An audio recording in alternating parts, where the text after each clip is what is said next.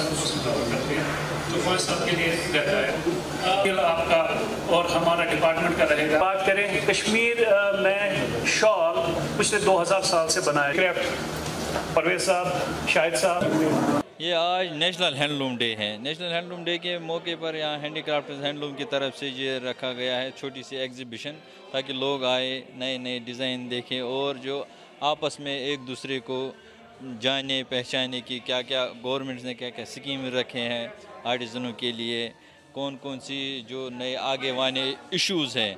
अगर किसी आर्टिज़न को लगता है कि इसमें आगे चल के ये काम होना चाहिए, वो भी खुल के बता सकते हैं।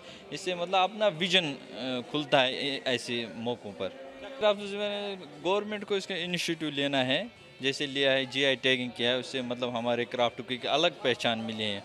और भी जो मतलब जो एक इज़्ज़त मिलना चाहिए आर्टिज़न को, वो मिलना चाहिए। और जो नए नए स्कीम्स उनके बारे में उनको कहना, जैसे कि लोन स्कीम्स दे रहे हैं, या जो स्टूडेंट्स फंड जो एजुकेशन फंड गवर्नमेंट ने चालू किया है, या मार्केटिंग फैसिलिटी, जैसे आर्ट्स एम्पोरियम में अब आर्टिज़न अपना माल बेच सकते हैं, वहाँ गवर्नमेंट ने उनके लिए कुछ अलग से रखा है, उनको पैसे दिए ताकि वो आर्टिज़न उसे माल लेके अपने शोरूम में उसको बेचें। आज से 30 साल पहले देखें तो इंटरनेशनल लेवल पर भी इवेंट होते थे, तो उससे क्या होता था कि जो हमारे बाहर का दुनिया है वो भी जाने कि कश्मीर आर्ट से है, वो है। मतलब उससे अगर ये ज़्यादातर मतलब फॉरेन कंट्री में इसकी एग्जीबिशन हो, तो वहाँ के लोगों को भी पता है कि हैंडीक्राफ्ट्स है, कश्मीरी आर्ट है, तो उससे हमारा फ़ायदा बहुत हो सकता है। इसको गलत स्टेटस है। अगर आप मेरी कानी शाल की बात करें, अगर आप 2000 की बात करें तो 5000 लोग थे।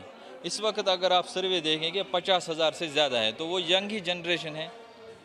तो इसमें मतलब ये असेंबली लाइन्स होता है। अगर आप कानी शाल की बात करेंगे 50,000 लोगों में 1.5 लाख लोग काम करते हैं, क्योंकि दूसरे काम लूम एक बनाता है, कानी दूसरा बनाता है, मतलब तालीम लिखने वाला अलग होता है, डायर अलग होता है, या चरखा पे जो सिपनिंग करते हैं वो अलग हमारी माँ बहनें होती हैं। तो बहुत सारों का रोज़गार चलता है इस काम से। मजदूरी का मतलब देखो, मजदूरी का ये मतलब नहीं कि आप मतलब ज़्यादा से ज़्यादा कमाने की कोशिश करें, इसमें हमें काम ज़्यादा करना होता है। अगर कोई मतलब 8 घंटा काम करेगा उसको तो अच्छा मिलेगा, जो 4 ही घंटा काम करेगा उसको कम ही मिलेगा।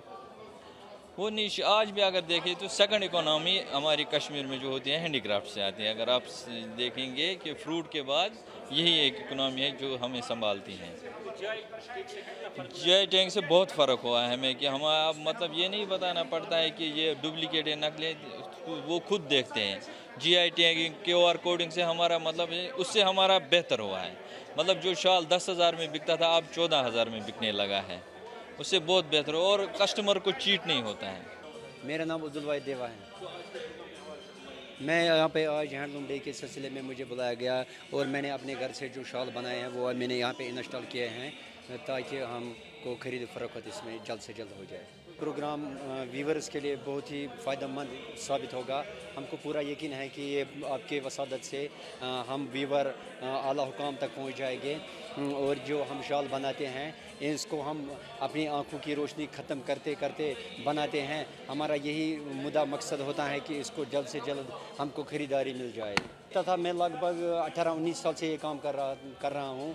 मुझे लगता था पहले कि अब ये जो हैंडलूम हैंडीक्राफ्ट का शोबा है ये दिन ब दिन ख़त्म होता जा रहा है, मगर मुझे आज मैं अपनी राय देना चाहता हूँ कि जो हमारे डायरेक्टर साहब हैं इसने इस पे बहुत मेहनत की है, और जो हैंडलूम था जो मरने को तैयार था तो वो अब फिर से ज़िंदा होने लगा है। बड़ा फ़ायदा यही है मार्केटिंग सपोर्ट, और दूसरा इसमें जो जीआई टैगिंग का सिलसिला हो गया, इससे दूध और पानी का पानी अलग हो गया।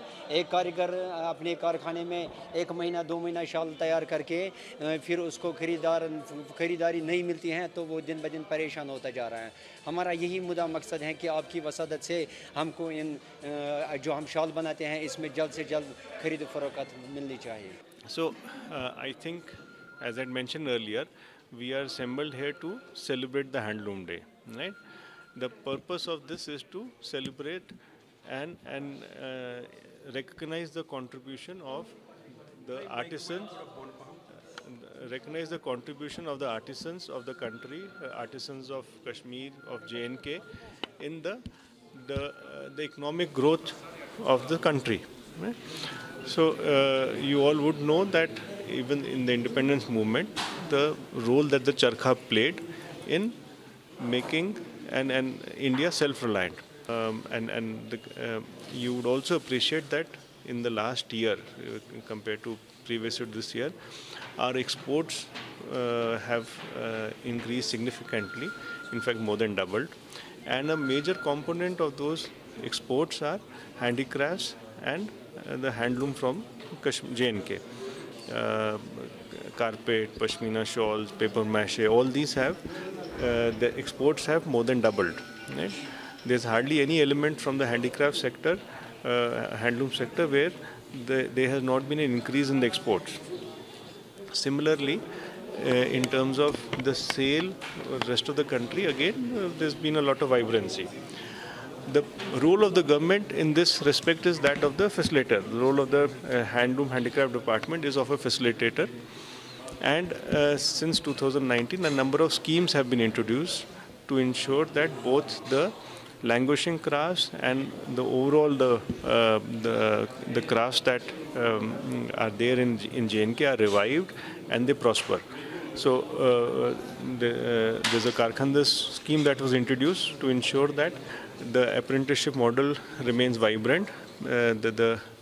These skills are passed on to the next generation. Similarly, we have the Kisan Credit Card scheme, that is to ensure that there is democratization in the access of finance to all the artisans. We have recently notified over, I think, 21, we have notified 21 new crafts. So all the artisans who are involved in these crafts will also benefit. I think you should look at the outcomes beyond the marketing. If the exports have more than doubled, that means the marketing and the support of the government to these schemes has been successful, right? And in the exports, the major component has been the handicrafts and the handloom. So I would request you to not just stop at marketing, but also to look at what is the outcome. We have just come after the review of the Handloom and Handicraft Corporation, and they have achieved last year record sales. And they are after many years in profit again.